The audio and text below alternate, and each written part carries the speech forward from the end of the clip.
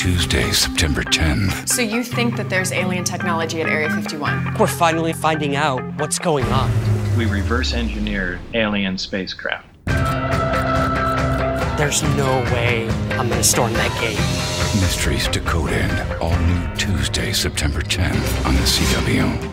Today on the show, Rob Kristoffersen. That's right, it's another volume of UFO Happy Hour. He moves forward a little bit, and he can finally see this light coming down from the ceiling. So stands under this light, and the loud booming voice says, "What is your age?" And Alfred Berteau says, "Oh, I'll be turning 78 on my next birthday." And the alien beings tell him, "You can go. You are too old and infirm for our purpose." Oh my god.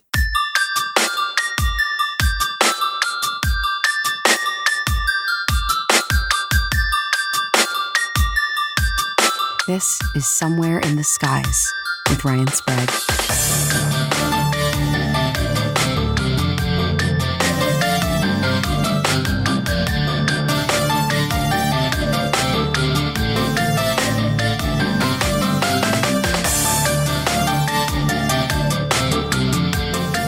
Welcome to another edition of UFO Happy Hour, and as usual, I have with me Rob Kristoffersen, the host of the Our Strange Skies podcast. Rob, how you doing, brother? I am good. I am happy to be back. I don't know why these people keep wanting me back, but apparently they love it, and you got to give the people what they love. So I won a Twitter poll, so suck it, whatever else lost. Yep. The people have spoken. They like UFO Happy Hour the best. Me too, man. You do all the work for these episodes, so let's just be upfront with that. And I get to tip back a brew with you, which is always a really good time. So I got to ask you, what are you drinking? Well, I teased it on the internet, and let's crack that one. I bought some cans of Labatt Blue a while back, and they've been waiting for another episode of UFO Happy Hour, so finally got to dust those bad boys off. I'm 3 beers in at this point. Oh, God, this is going to be fun. Yeah, it should be. Oh, God, you're a man after my heart, Rob. Labatt Blue, one of my favorites. I'm drooling over here. I can't find it in New York, man. We're not that far away. Dude, how? Like, how does New York City not have this? I've seen it at, 2 bars, and it's in the, way, way back in a dark corner. Shit's probably not even refrigerated half the time. And, it's hard, man.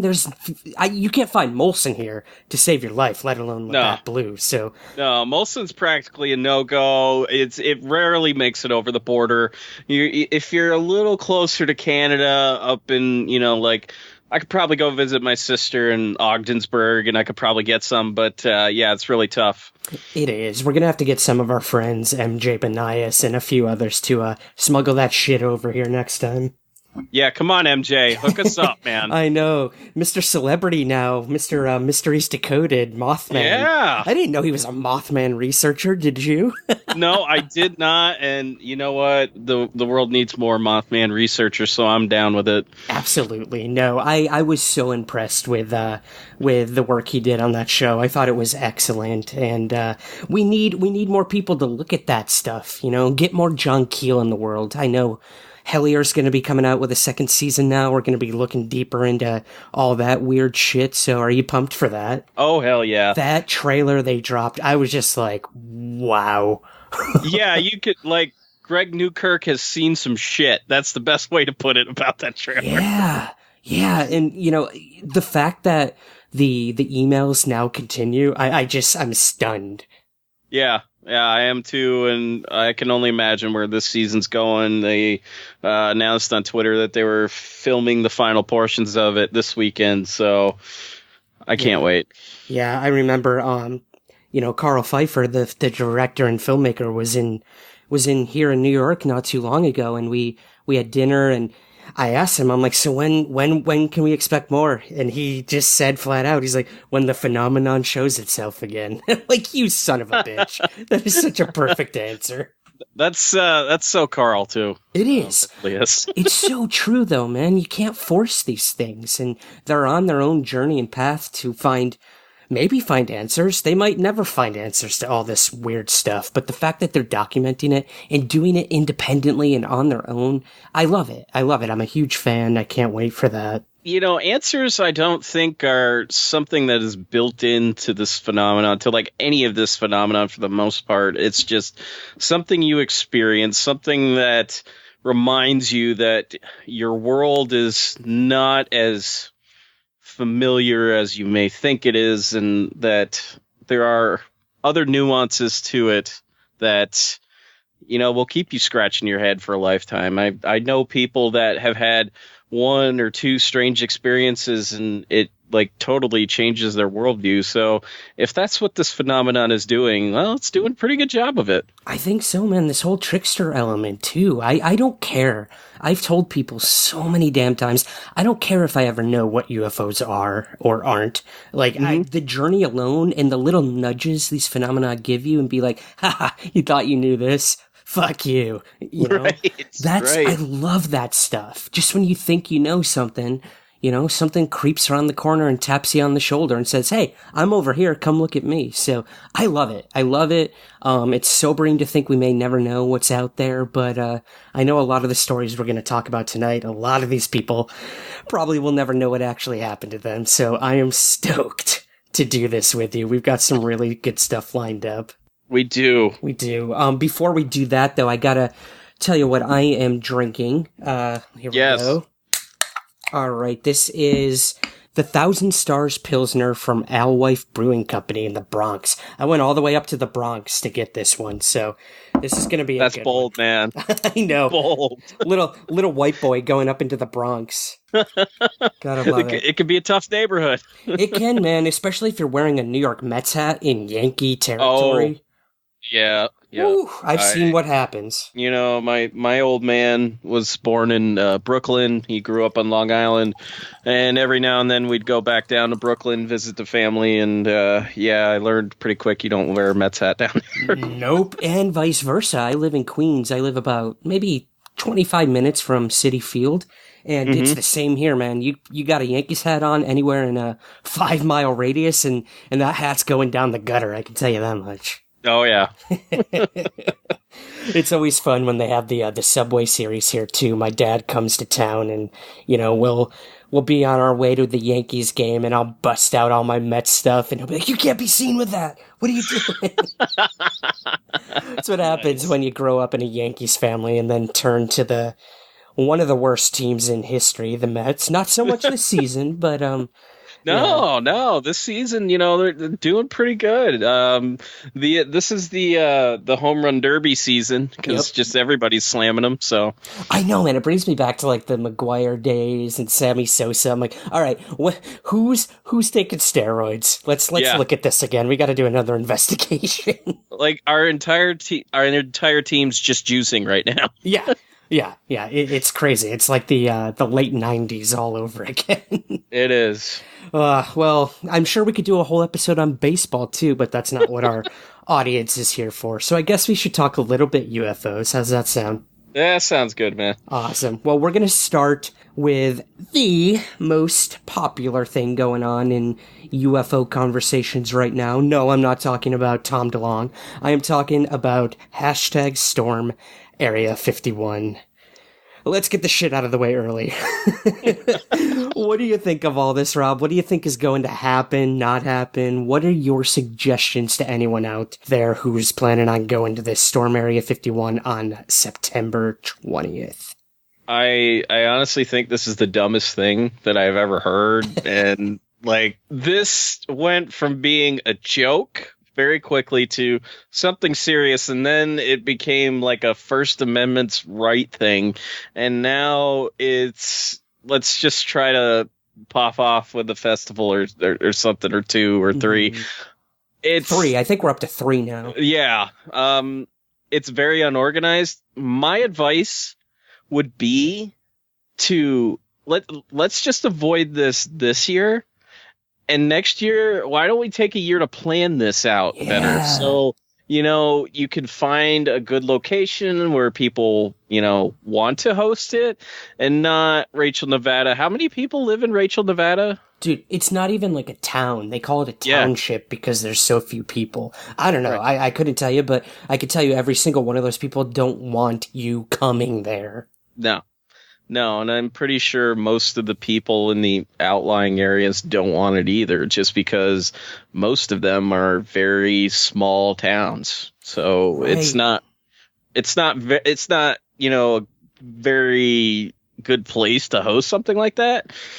Yeah, I would agree. I mean, they're expecting thousands of people to show up, and that's just a guess. Like, honestly, nobody knows how many people are going to show up to any of these 3 events. I think it's Alien Stock, Peace Stock, or some bullshit, and then we've got, Storm Area 51 Base Camp, which, Jeremy Corbell is working on. And of course, anyone who knows our show or knows Area 51, Jeremy Corbell is now forever intrinsically linked to that, whether you like it or not. A lot of people don't. But Right. I gotta hand the guy some props.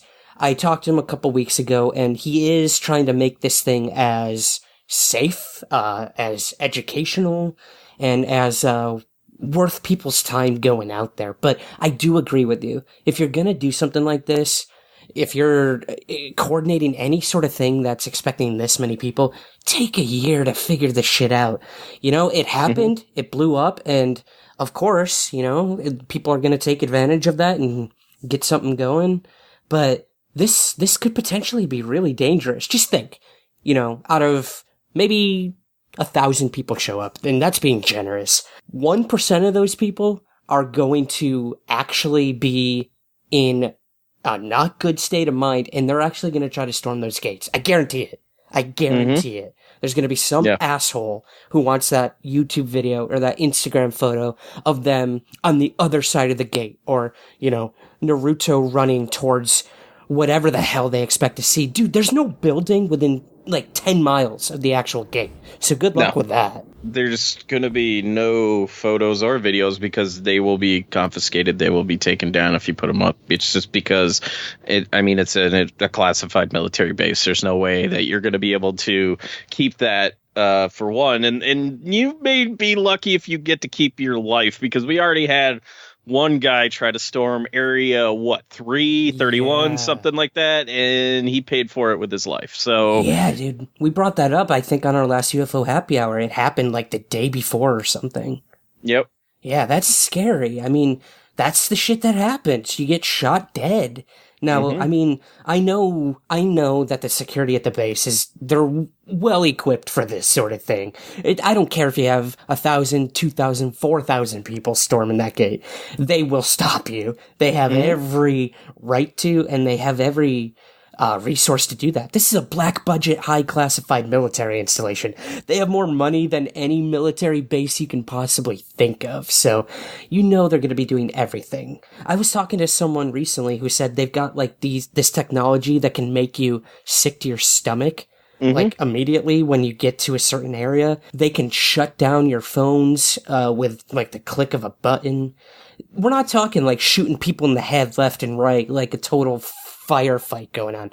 We're talking some of the most high-tech ways of securing the base, which needs to be secured. This is a defense base. They are doing these things there for a reason, whether you think there's aliens there or not. Like, this is some serious shit, and I think a lot of people don't really realize that. Right, and if you really honestly want to know what's at Area 51, there's a couple sources we can send you to. One, go read Annie Jacobson's book about it. It's pretty well in depth, and it pretty much lays it out. Secondly, the History Channel actually produced a documentary about Lockheed Martin and their Skunk Works program, and that's basically what was out there. They developed the U-2, they developed the F-117, they developed the SR-71, all out there. That's what that base was designed for. I mean, which is fascinating enough. I mean, they literally put it in a place that is adjacent to atomic testing. I mean, I wouldn't want to go out there. No, man, that's another thing I think people don't realize is there have been so much so many bombs blown up out there that I wouldn't even want to get close to that area. And I did. People are going to see it tomorrow night, actually. See me at the gates of Area 51 once this episode airs. And I can tell you right now, I'm a little scared. I might grow an extra arm. I don't know, man. An extra everybody, we're going to need you to keep an eye on Ryan. Just like make sure that he's okay. Make sure that, he's not turning any weird colors or, he's not like, hulking out here like Bruce Banner. I wish, man. Yeah. Yeah, those days are over. Muscular Ryan is gone, replaced by a nice doughy doughboy over here, which that's what unemployment gets you. It does. I was unemployed once for 2 years. It was not fun. Yeah. For anyone listening, I did lose my job temporarily. I'm going back to work soon, but that's why I have the time to do these fun episodes with Rob. So God bless the economy for failing me. That's all I can say. Thanks, economy. Thanks, Obama. Anyways, yeesh, moving on. So I gotta ask you before we move on, Rob, with this whole Storm Area 51 stuff, do you think this is gonna help or harm the UFO field, if there is a UFO field, or the UFO community? Does this help us or hinder us? I don't think it does either. I think it's just... this is something that's kind of slipped through the cracks. It's really a joke, and I don't see really any sides of the UFO community, with the exception of Jeremy Corbell himself, really contributing to this. Like, if you talk to most ufologists, they'll tell you that this is absolutely dumb, and, they're not really giving it the time of day. Most of the people that are interested in this are just your average Joes. It feels like people are haunted by the fact that Woodstock did not take place this year, so we gotta do something else. We need some other stock to happen, and this seems to be the only way to do it. But that's a good point. I think the UFO community, quote unquote, they're actually smart enough to not go to this thing because they know what could happen if you go there. And they also know that there's nothing out there. I mean, leaving Las Vegas, it's like an hour and a half drive just to get to that gate. And I got lost, man. I got lost an hour and a half into the drive, had to turn around, go all the way back to the little Alien and get directions. And I almost ran out of gas on the way there. So I could be still out there, deserted, dead in the middle of the desert if I didn't have other people out there to make sure that didn't happen. But everyone going out there, I don't think they're prepared for this, man. It's a long-ass trek just to get out there, so, yeah. I whatever's gonna happen on September 20th, I'm interested to see how this all plays out. I have a feeling it's gonna be a dud, to be completely honest.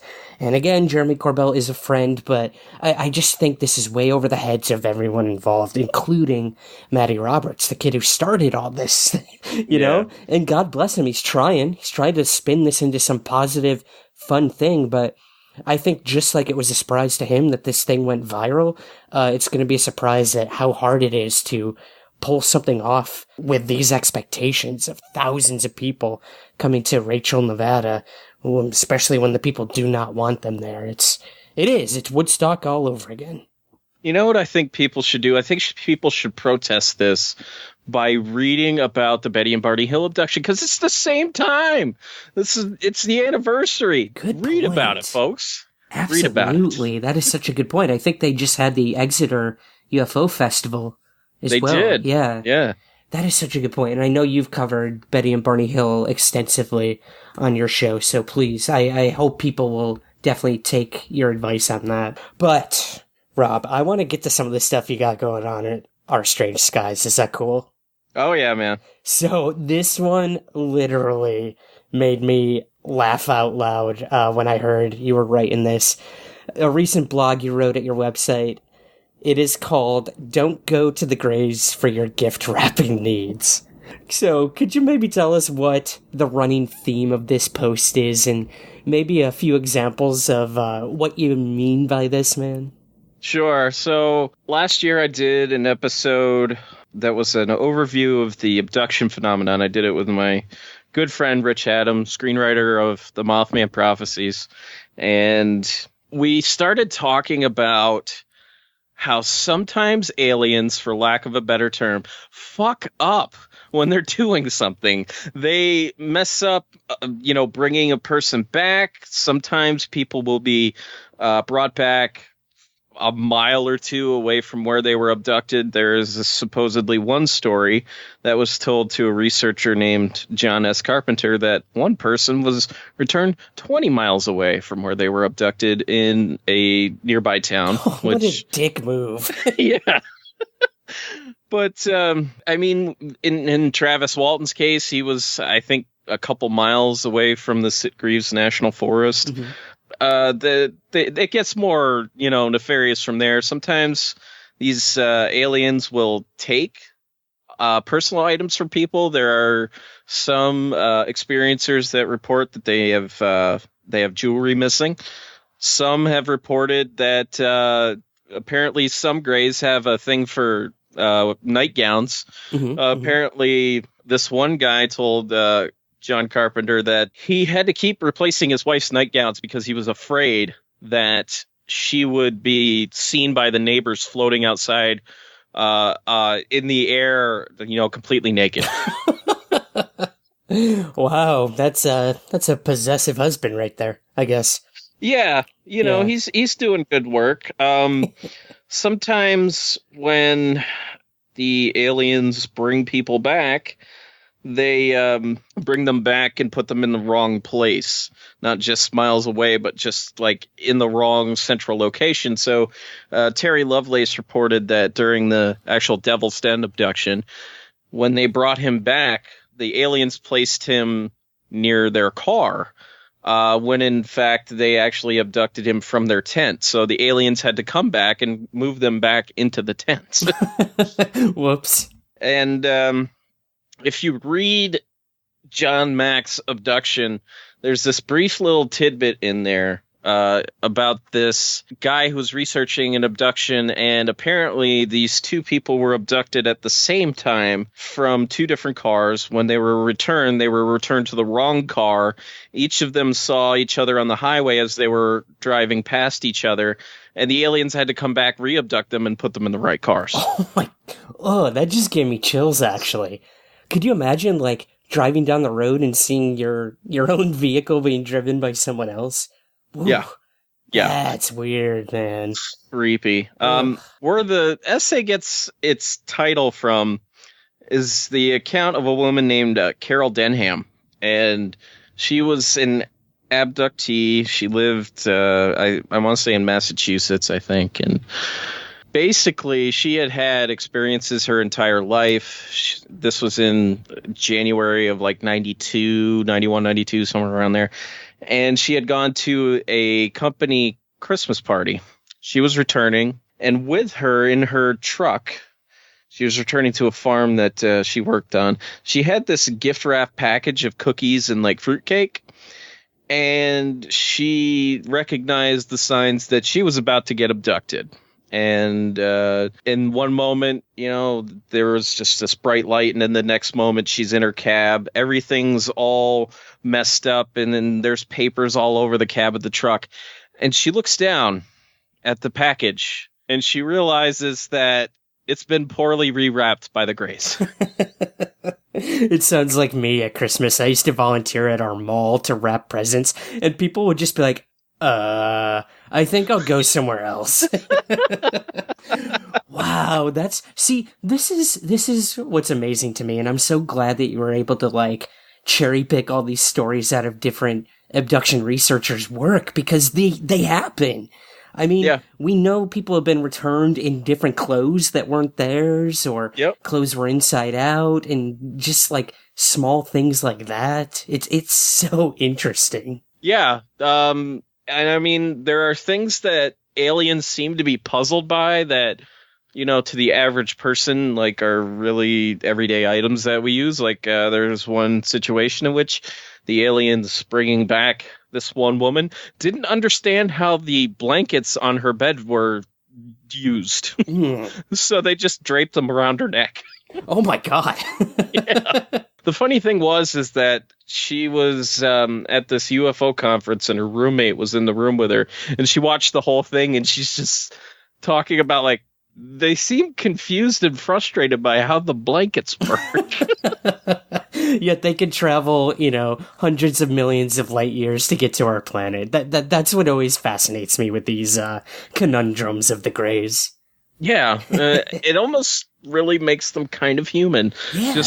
Yeah. Don't understand how things work, but, we'll give it our best shot. Right. I mean, it's kind of like, I'm good at some stuff and I'm completely horrible at others. I mean, you ask me to add 2 and 2 and I'm clueless, but you want me to write a soliloquy of Shakespearean dialogue? I'll do it. I'll do it for you, like, on the spot. So, it's just like humans. We all have our own set of skills and traits, so maybe the Greys are the same. We think of them as these drone-like things, but maybe they're more human than we think.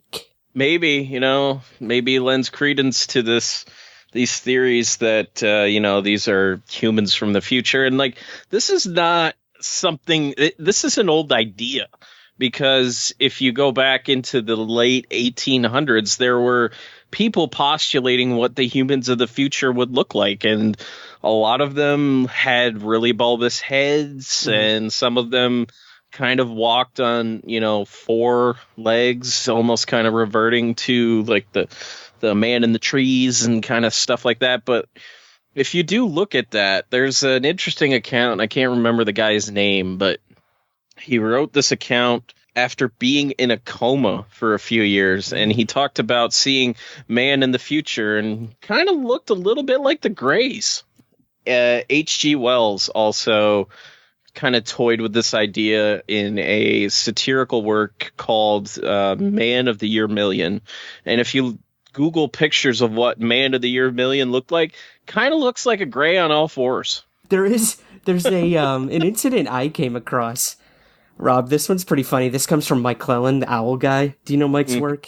I do know Mike's work, yes. Okay. Yeah, he lives not too far from you, actually. He lives, the Doctor's Inn is in my hometown. Oh, shit. Yeah, I think you mentioned that at one point. Yeah. Yeah. It's, and then, some aliens showed up there when you were there one weekend, and, Apparently. My hometown has never been the same since. Sorry about that. I'll never return. Well, Mike told in his first book, The Messengers, this really funny story, almost heartwarming, where a woman, a multiple abductee, she'd been abducted all her life. She was, putting her kids to bed one night and getting ready to go to sleep, and she's on the ground level of her house, and she looks out the window, and she sees a Grey staring at her from the window. And the Grey runs away from the window. She can see it, like, running away. So she goes outside, and she's like, "Hey, I see you." And the Grey turns around, looks at her, and not telepathically, like, she could see its mouth moving, and it just goes, "Owl, owl, owl, owl, owl, owl." And it was trying to screen memory itself into an owl, and it couldn't do it. So she's staring at this Grey outside, and it's just looking at her going, "Owl, owl, owl." And it couldn't do it. For some reason, it could not implant the screen memory into her head of what you're looking at is actually an owl, not a Grey alien. So, I mean, that Grey fucked up, probably got demoted that day, and didn't get to do the abduction, so. Yeah, he's probably one of those Greys that's, just hanging around waiting to do something around the table or something.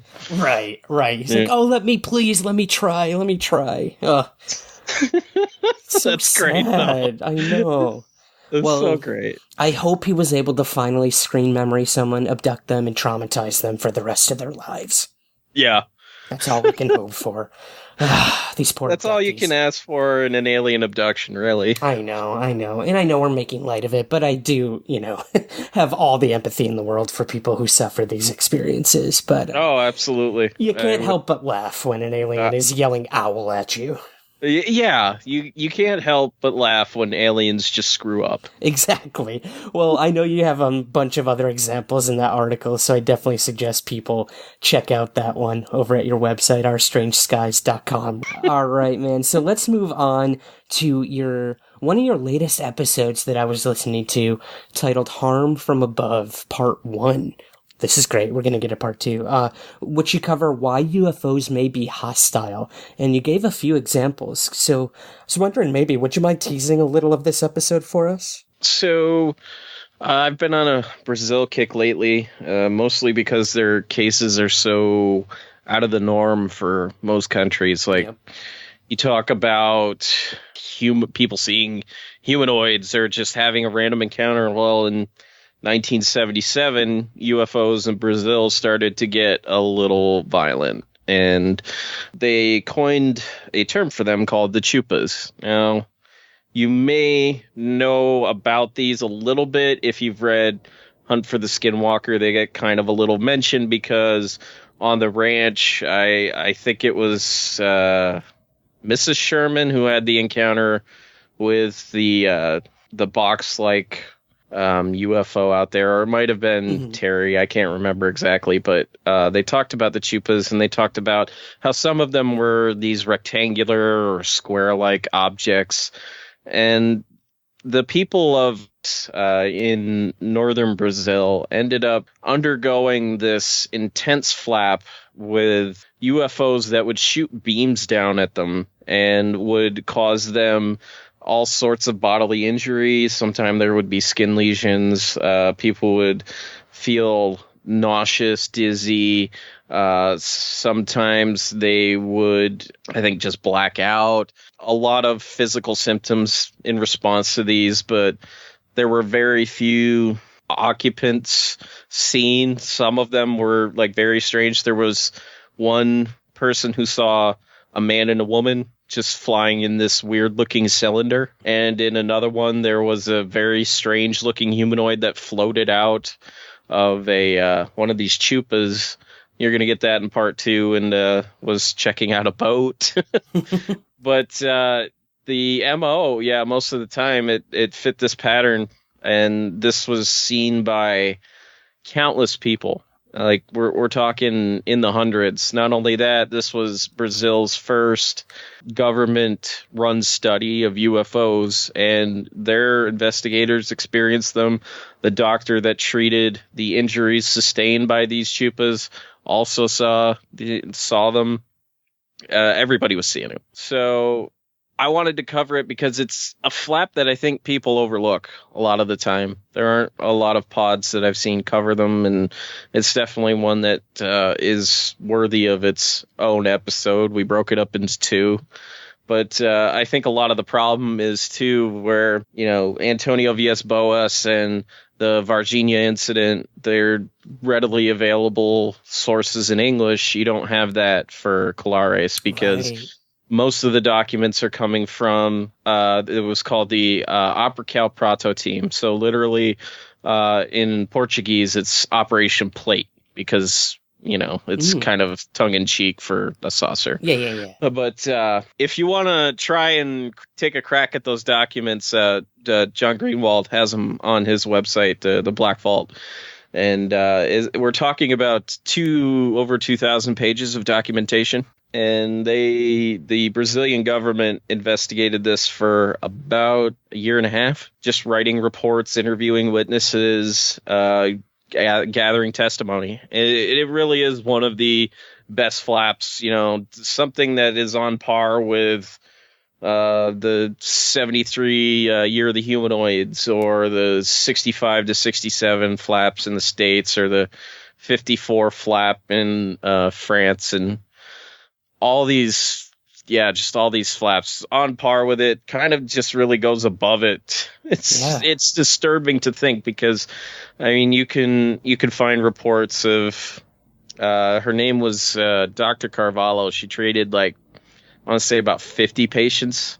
So it's a wild one. But definitely check out those episodes. Part 2 will have come out by the time this episode goes up. So it's an interesting flap. Absolutely, man. And we have so many examples here in the U.S. too. Look at Rendlesham. Look at the harm that came to the gentleman there. His name's escaping me right now. Not Peniston. Burroughs. John Burroughs. Yeah, man. Yeah. I mean, he had to get, like, congressional help to get helped out with this thing. This, like, ruined his heart, this UFO event. Yeah. I mean, you look at the cases in which maybe the UFOs weren't acting aggressively, but they had negative health effects, like Cash Landrum. That's the one I was going to mention. I couldn't think of the name. Yeah. Yeah, the Falcon Lake incident. Stefan Michalak had all sorts of health problems after that, and he had this grid pattern of scars that would materialize and disappear like every so many months for a while. It was a wild one. And then there's the other side of that, the healings and such. Yeah, so I mean, let's do a complete 180 here. You go from UFOs that cause harm to UFOs that are helping people out. And this is another episode of your show called the UFO Miracle. So could you tell us a little about this one? I'd like to end a little happier. Yeah, right.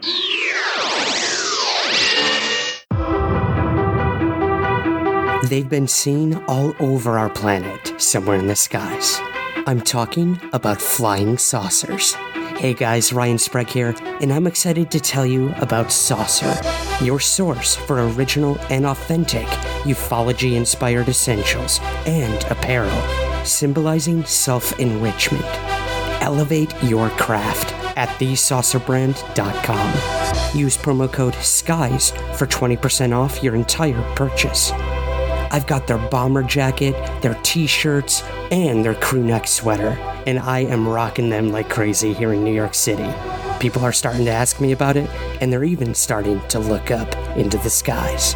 Saucer products are sustainably made in the USA with only the most comfortable fabrics known to man. Receive 20% off your entire purchase now when you use the code SKIES at thesaucerbrand.com. Show everyone that you believe and get your saucer gear now. That's thesaucerbrand.com. Keep looking somewhere in the skies, and remember to elevate your craft. So, in an issue of Flying Saucer Review from the mid-'60s, Dr. Olavo Fontes, who for a long time was Brazil's number one UFO investigator. There were a few others, but he was the one that had the best resources because he was affiliated with APRO. He had a partnership with a journalist named João Martins, who published in this magazine called O Cruzeiro. It was kind of your average, maybe Look magazine or Time magazine or something like that. And occasionally he would publish these UFO accounts. And he would routinely get letters. And one of them that he got was from this woman who was a caretaker to this one man's daughter. And she told this story about how she had, I want to say it was stomach cancer. And it was really painful for her, as stomach cancer is. And they were pretty much certain that she was going to die. And all of a sudden, they're all gathered around in this one room. They see a bright light outside the window. And there's this UFO. And all of a sudden, this doorway opens up, and there are these two beings that float out, and one of them that stands in the doorway. They were short, about 4 feet tall.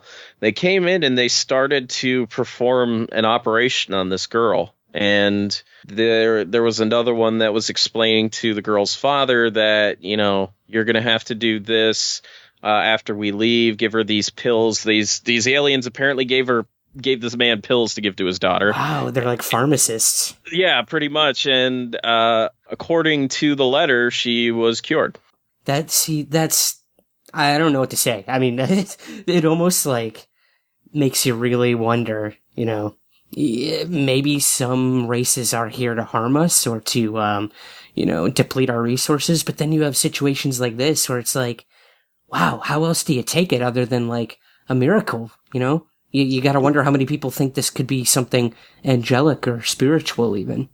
Right. And to this woman, it looked like a UFO and aliens getting out. And I mean, we have other cases of UFO healings. There's a fascinating case from France. The case of a man, they called him Dr. X. They didn't want to reveal his identity. But one night, he is awoken in the middle of the night. His son wakes him up, and he's a little restless. And he looks out the window, and he can see like these bright flashes, like it's there's like thunder and lightning out there. Except there's no thunder. There's just these flashes of light. And he goes to this picture window, see these two UFOs that keep dropping beams down, and they're flying parallel to each other. And at one point, they just come together and they form one big, huge UFO. This UFO comes towards the window where the doctor is standing. The doctor has all these health problems, some of them stemming from World War II. And I think one was sustained after falling off a ladder. He couldn't walk very well. I think he had like a blood clot in his leg and stuff like that. Mm-hmm. Well, he after this incident, he gets up the next morning, finds out that, he's walking just fine, seems to be healed.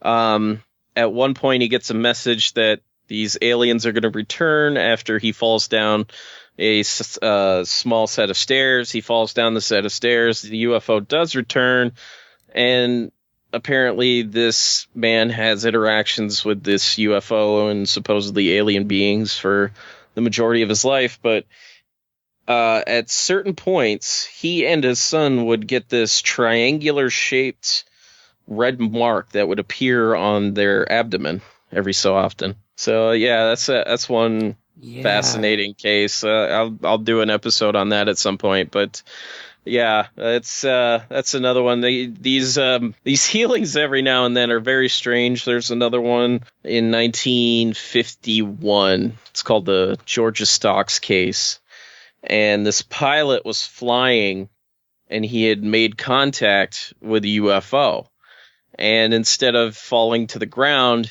this UFO brought him on board. They apparently diagnosed him with cancer, and they cured his cancer on board. He wakes up a short while later on the ground outside near the wreckage of his plane, but unfortunately he dies a year later. Oh my god. All that for nothing. Yeah. Jesus. Yeah. That is just like irony at its finest. I don't even know what to say to that. I need to take a sip of my beer. Hold on. Yeah, we do. We both do. I'm choking. Wow, man. Well, I mean, and you look at something like the Carlos de los Santos case where UFOs collided with a dude's plane. They make him go into like a downward spiral, and then they safely guide him to like an area where he can land safely. So you gotta wonder. Look at Travis Walton, too. Yep. Hit with the beam, might have killed him, who knows? And then they bring him on board to fix him up. That's what he says, at least. So you gotta wonder. Well, yeah, because, I mean, like, it didn't seem like those aliens were touching down in that field to abduct anybody. It seemed like they were having some kind of mechanical problems because they were just, like, kind of floating up and down in this field. And then you got some young brash idiot that decides to come over and gets hit with a blue beam of light. Oh, well, we got to fix him. Yep, and now we forever have that abduction scene planted into our heads for the rest of eternity. Ugh, that thing gives me nightmares. It does. It really does, especially when you see Mike Rogers' illustration of the first aliens that he comes into contact with. Mm-hmm. Yeah, they're very strange. I think their eyes and the way that their pupils and their brown eyes are kind of freak me out more than anything. Not to mention the fact that he painted them with these like stern expressions. I'm like, I think they were a little more emotive than that, but okay. Yeah, you do have to wonder. Hey, artist interpretation. Yeah, pretty much. And I mean, yeah, I mean, it's, Mike Rogers, he got brought into all this mess anyway, so. Yeah, is he the one, Rob, I don't know if you know, one of them, goes out to the site now all the time and, is begging and waiting to be taken? I don't think it's Mike Rogers. I think it's one of the other guys. That's so sad. Yeah, well, I mean, I don't even know what it would be like to be in that kind of situation, to be a bystander, to how that would affect you your entire life. I mean, we know that guys like Philip Ass, I call him that, like tried to fucking ruin some lives there. Not to mention that just seeing something like that, just what kind of existential crisis will that create in some people? I can only imagine.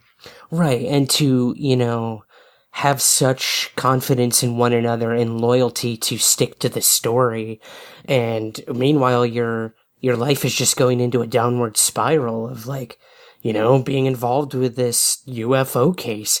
You gotta wonder, and all these guys stick to it to this day, even if it did ruin their lives. So, no, even though Travis was the one taken, they all suffered because of this, and they all had their own existential crisis, I would believe. Crisis of faith, belief, and the fact that one of them's going out there begging to be taken. I guess I can understand. He wants confirmation that this shit actually happened and that the way his life went is maybe worth it? I don't know. Right. I mean, Travis Walton was literally taken. These guys were taken in other ways. Yeah. So, that will definitely affect you. Yeah. Well, not to get too sad again, but this one, dude, broke my heart when I heard about this. A rejected abductee. So, we have UFO occupants that are harmful, sometimes helpful, and sometimes they simply are just doing their job, and quality control seems to be a big part of that. So could you maybe tell us a little about this poor bastard, Alberto? Alfred Berto, he, oh my gosh, God love this guy. He was night fishing in this place called the Basingstoke Canal. This canal was essentially built in the late 1700s in England to kind of introduce agriculture all along this canalway. And it kind of went out of commission not long after, maybe 40 years after it was built, and it went through different stages. The military used it for training during World War I and to bring supplies up and down. But a lot of people used it for recreational fishing and boating and such, and one of those people was Alfred Berto. And in 1983, we're approaching the height of abductions in pulp culture, where at least in the UFO community, we're getting to that level. And Alfred Berto decides he's going to go night fishing, something that he did every so often. And he was 77 years old at the time, brought his dog Tiny with him, and he settles in at around 1 a.m. He's got his line out there. He takes a swig of tea, and he sees these lights just coming and approaching, and they set down in this copse of trees nearby. And a few minutes later, his dog just starts going nuts. So he looks over. He can see these two figures approaching him. They're kind of wearing coveralls and helmets with a visor on them. And they basically motion for him to come along with them. So you've got one leading and then one behind him, and they approach this craft that it's kind of a little donut shaped with a really strange dome on top. It's got these porthole lights on the outer edge of it, and there's this small stairway leading up into an opening. So they lead him up in there. He's standing in this room for maybe a few minutes, and this shaft comes out of the floor. And this really loud booming voice says, "Stand under the amber light." And at the time, he couldn't actually see an amber light. So he moves forward a little bit, and he can finally see this light coming down from the ceiling. So stands under this light, and the loud booming voice says, "What is your age?" And Alfred Berto says, "Oh, I'll be turning 78 on my next birthday." And the alien beings tell him, "You can go. You are too old and infirm for our purpose." Oh my god. Albert, no. So Albert, he wasn't dejected. He didn't feel dejected or anything. He just went back to fishing. And then he's fishing until probably about noon the next day. He runs into a couple of Ministry of Defense guys out there, and he's talking about it, and they're like, "Oh, I guess you did see that UFO." It's like, well, that's interesting, but oh man, poor Alfred Berteau, just too old and infirm for their purposes. If it wasn't enough that society casts the elderly aside and forgets about them, even the fucking aliens won't take them, man. I mean, I think Dave Huggins is the best of us all, because he's like how old now, and apparently he's still getting it. I don't know. Yo, Dave Huggins is the man, still macking it with an alien at 79, I think. Yeah, more power to him. Hey, dude, if you still got it, use it. That's all I gotta say. Rob, now, before we leave here, there is another series you do with your show called The Meltdown, and these are where you get kind of like UFO Happy Hour. You let loose, and you just air all your frustration, man. And these are the best episodes of any podcast that's willing to, shed that professionalism or that performance mode and really tell their honest opinions. So I love when you guys do these episodes, and you recently covered something that should not be back in the UFO conversation and up for debate, but for some fucking reason it is. I don't know why, but people think the Alien Autopsy video, once again, is real. But you recently covered it, and you talked about the Frakes, man. So what was this Meltdown episode, man? So I had my buddies, Brian and Angelo from Double Density on, and man, we did what we call the Frakes trilogy, which is the Alien Autopsy video, and two specials that he did in 97 and 2000 called UFOs, the best evidence ever caught on tape. Yeah, oh man, I remember those. Yeah, which most of those were not the best evidence ever caught on tape. Some of them were very much streetlights. Some of them were the reflection of indoor lights, from a window. Mm-hmm. And, there were a couple of them. We gave a little credit to Jaime Maussan during the 1990 Mexico City eclipse footage, because some of it's good, but most of it, we've actually asked, instead of getting wrapped up in these alien mummy hoaxes, why don't you digitize all these videos that you say you have, over 5,000 UFO videos that you've been sent? Why don't we just digitize those, buddy? Yeah, come on. Good question. We even offered to set up a Patreon for him. I mean, come on, Jaime. He doesn't need your money, trust me. He's doing just fine.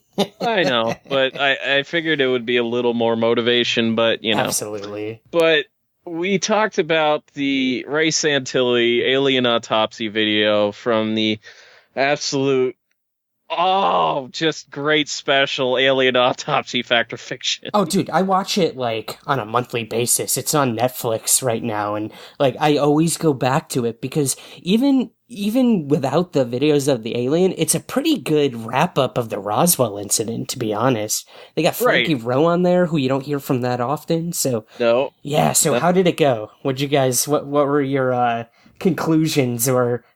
Well, the interesting thing is you get the Roswell portion up front, and then you have all these quote-unquote experts looking at this, video, and one of them is Cyril Brecht, the all-star.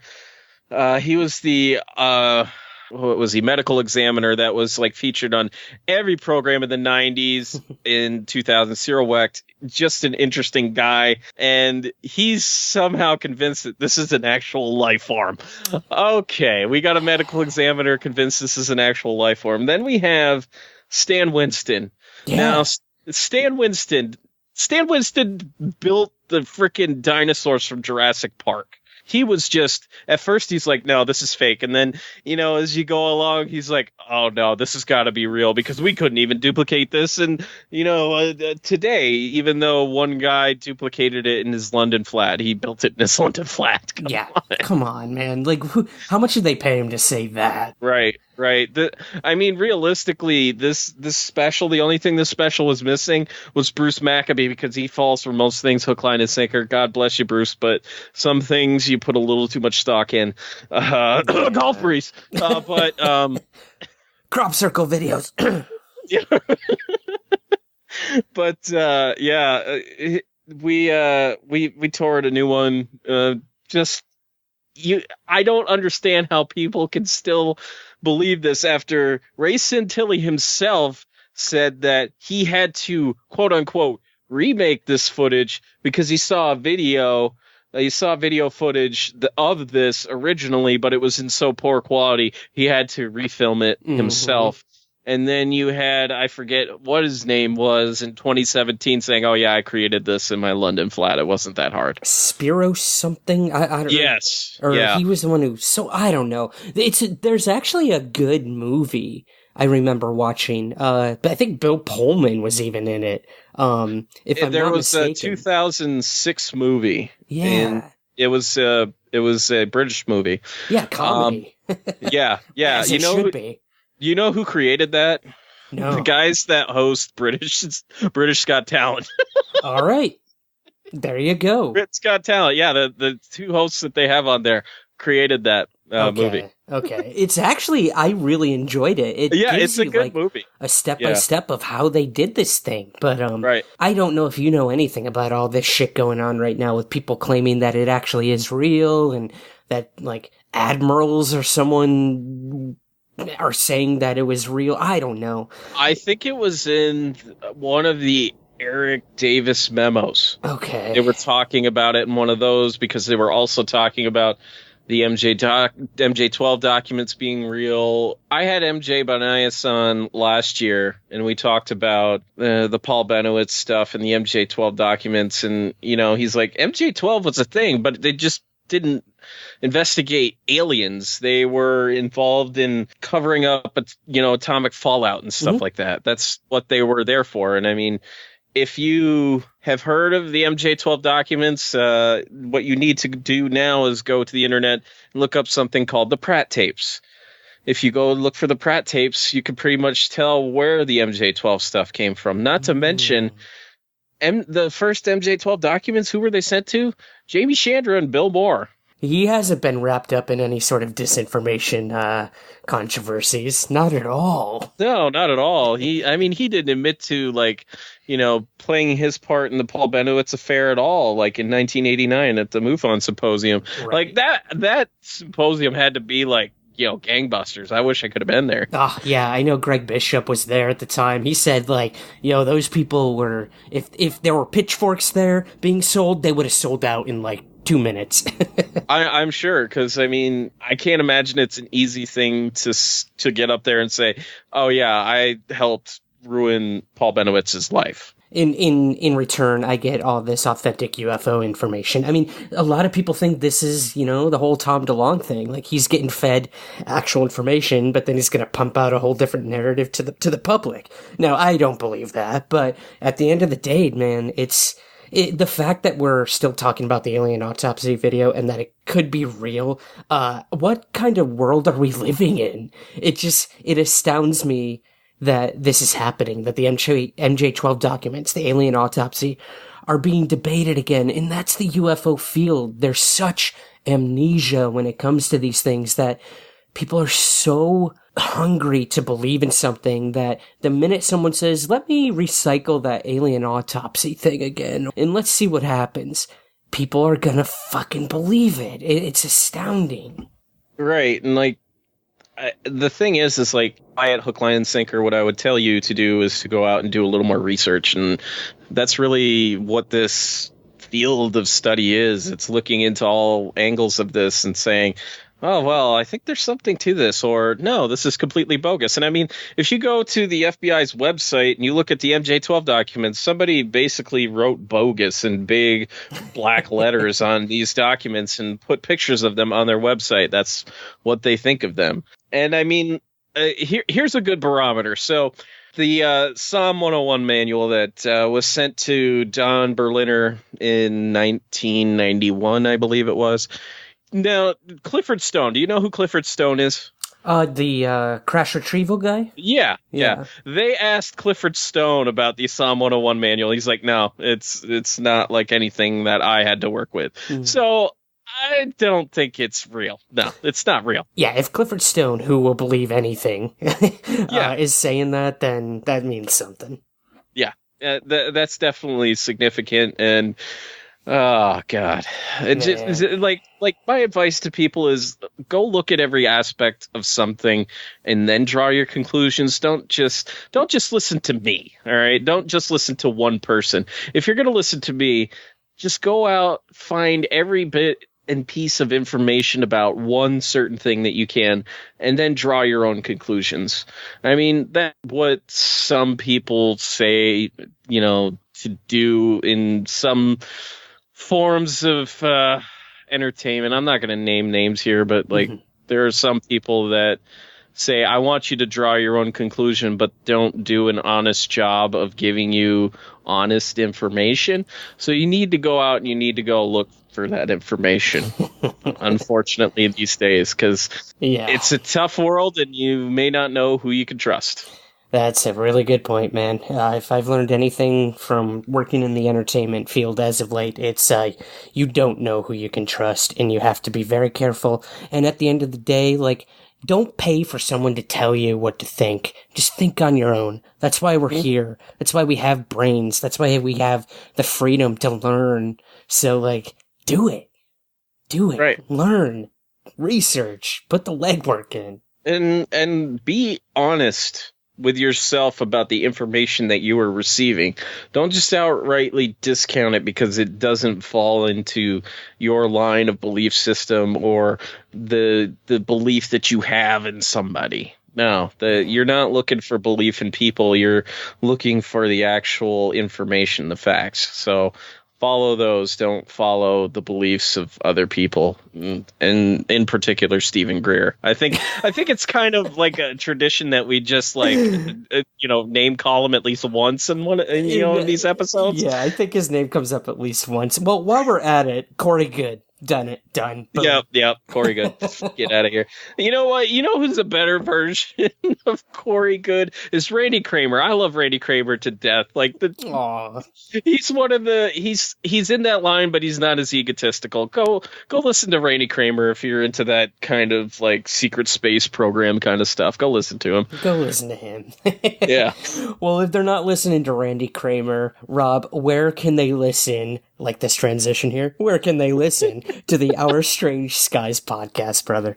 Well, you can find it on pretty much every single podcast app, and you can find it at the new website, OurStrangeSkies.com. I've only been doing this for almost 2 years. We finally got a website. So. Dude, it's beautiful, by the way. Yeah, it was done by the great Desdemona. That's the only thing that I will call her, the great Desdemona, because she's great at everything she does. She does all the artwork for our website, and most of the t-shirts and merch that you can find in our TeePublic store have been done by her. And yeah, she did one for me too. Yep. She's amazing. She is. If you're intrigued by the Antonio Villas-Boas story, we have a t-shirt over there of the Antonio Villas-Boas craft. It's really pretty cool. So nice. Yes. Boas is boss. Always. He is boss. I mean, he was taken on board that UFO, but he didn't seem to have too bad a time. Yeah, dude, party it up. Yeah. That's all I gotta say. Rob, thank you, as always, brother, for coming on, giving your honest opinion in a field that is always afraid, it seems, to be honest. So, I love doing this. It's so refreshing. Again, everyone go check out the Our Strange Skies podcast, and I cannot thank you enough for tipping one back with me again, brother. I appreciate it, man. Thank you so much. That's it for this volume of UFO Happy Hour. As always, my sincere thanks to Rob Kristoffersen for coming on. If you're listening to this episode upon release on Monday, please be sure to tune in to my brand new episode of Mysteries Decoded. Tomorrow, Tuesday, September 10th at 9 p.m. Eastern, 8 p.m. Central on the CW network. If you're listening to this after September 10th, the episode is free to stream right now on the CW Seed app. To watch it, visit cwseed.com and just look for Mysteries Decoded. I hope if you're anywhere in Michigan that you'll join me at the Michigan UFO Contact Event in Houghton Lake, Michigan. That's September 20th and 21st. To learn more and to get tickets, visit miufocon.com. If you haven't already, please take a moment to subscribe, rate, and review Somewhere in the Skies on Apple Podcasts, your Android apps, or wherever you get the show. It helps us find new listeners and gain visibility. Thank you in advance. Somewhere in the Skies is always free to consume, but it's not free to create. To help the show out and get rewards in return, visit our Patreon campaign. That's patreon.com/somewhereskies. We're on Twitter @SomewhereSkies and Instagram @SomewhereSkiesPod. To stream past episodes, read articles, and to contact me directly with your own UFO stories, visit our official website at somewhereintheskies.com. Thanks as always to the E1 Podcast Network, KGRA Radio, and especially to you for listening. I'll see you here next week, and remember, keep your feet on the ground, but never stop searching somewhere in the skies. Somewhere in the Skies is produced by Third Kind Productions in association with the Entertainment One Podcast Network. To learn more, visit entertainmentonepodcast.com.